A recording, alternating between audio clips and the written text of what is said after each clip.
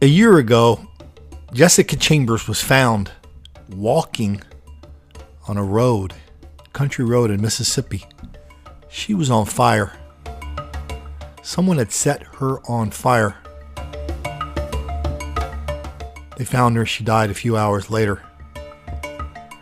Since then, a lot of people have sent me emails saying, Colin, I know who did it. I know who did it. I know who did it. But you know what? Nobody knows who did it. But something really interesting happened today connected to the case. So let's look at a story that was published a day or so ago that kind of brings us up to speed on the whole case. Then 2 stories from today. It kind of tells us a very unusual development. And at the end of the story, I'll tell you what this unusual development really means. Know what they've done to our family as a whole.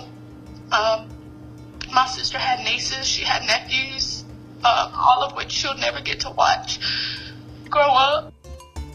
That's the sister of Jessica Chambers tonight, sending a message to the person who brutally took her sister's life 1 year ago.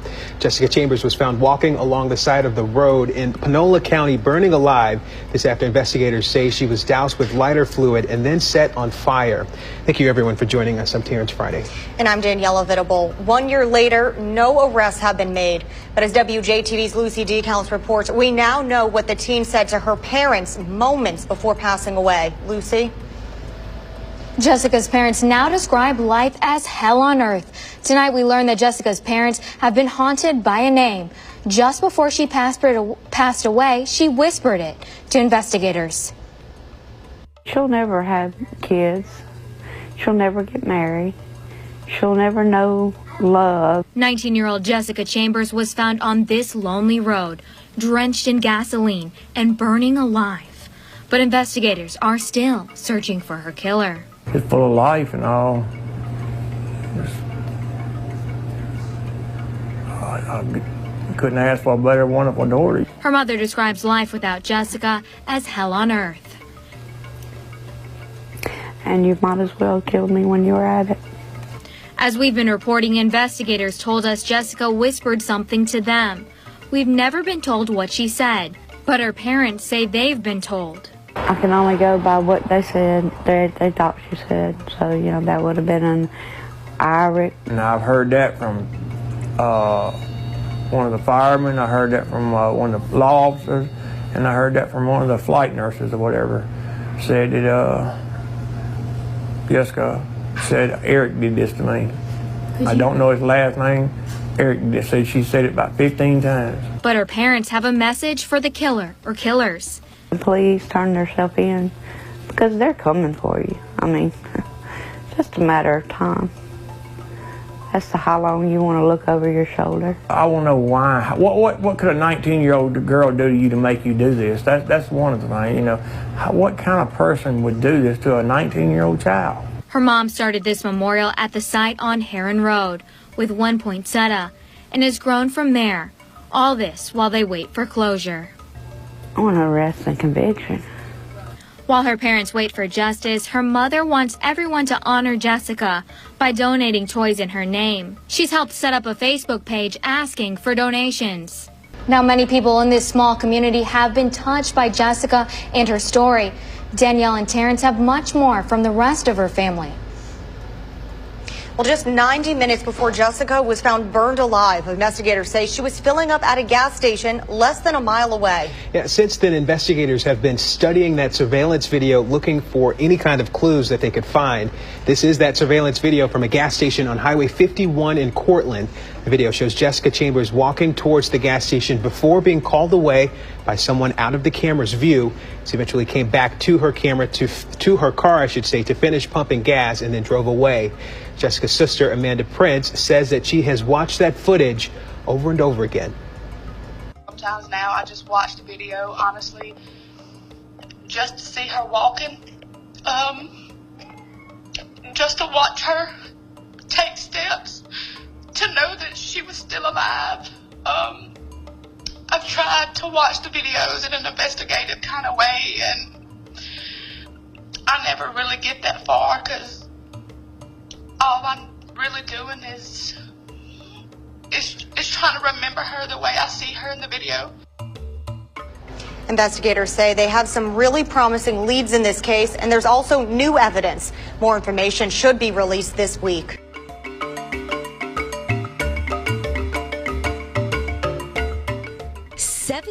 Arrests, 9 arrests early Tuesday morning, and 8 others who are already in jail for unrelated charges, all part of Operation Bite Back. We're certainly taking some people off the streets this morning that were committing illegal acts within the community. The FBI, along with several state and local agencies, all teamed up to make these arrests.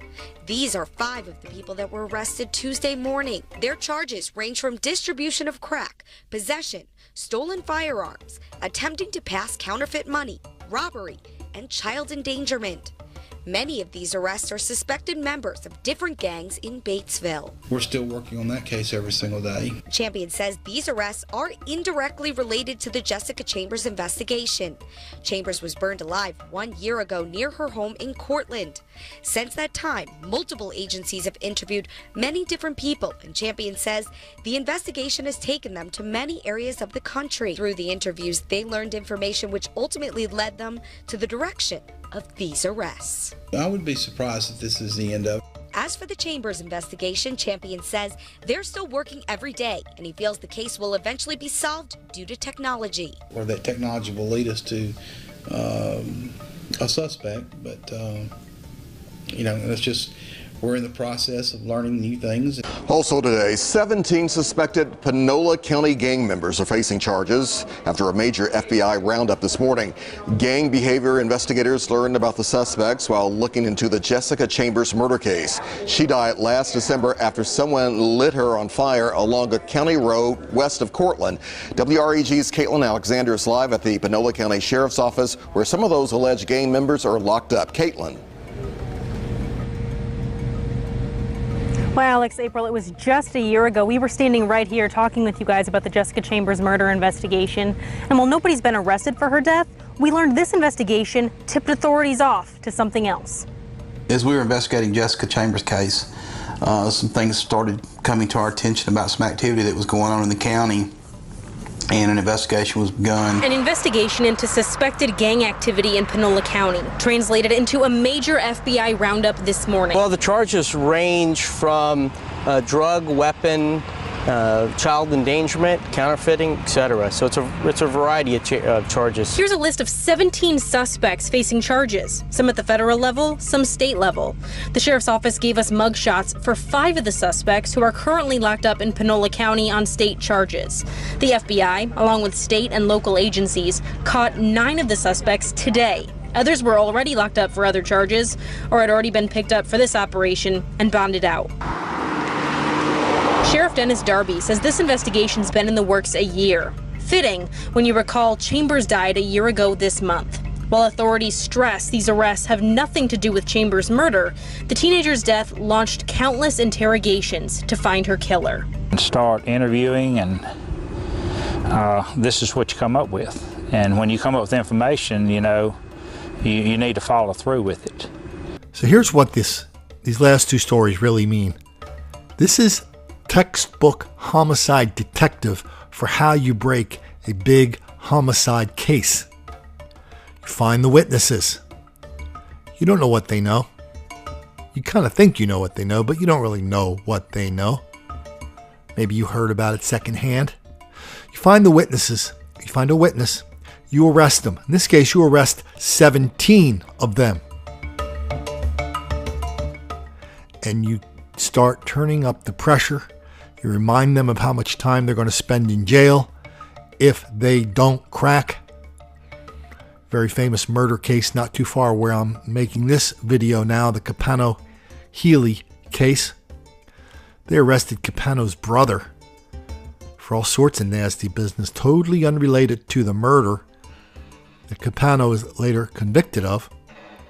They said, listen, you're going to testify about what happened that day and your involvement in it, or you're going to go to prison for a long time and you're not going to see your kids. Boom. It took about a minute for him to figure out what he really wanted to do. That's what's happening here. The economists even have a name for this. They call it the prisoner's dilemma. When you're a prisoner They use it to talk about the behavior of people that are engaged in a monopoly, right? It's like at some point, somebody has to kind of crack first. Well, that's what this is. This is the prisoner's dilemma. They're really trying to crack some witnesses, find out what happened to Jessica. And when the guy says, "Yeah, we're going to crack this through technology," that means they're going to keep looking at phone records. I can't imagine there's any unturned, but they're just going to keep digging and digging and digging, getting more and more warrants. And the family thinks they're pretty close to charging somebody with murder. I think the cops are pretty certain. One of the 17 people they arrested today is going to make that happen a lot faster. This might turn out to be like one of the worst cases of black on white, black mob violence we've talked about in a long time. So you guys keep me posted and I'll keep you posted. This is Colin Flaherty, author of Don't Make the Black Kids Angry. Talk to you.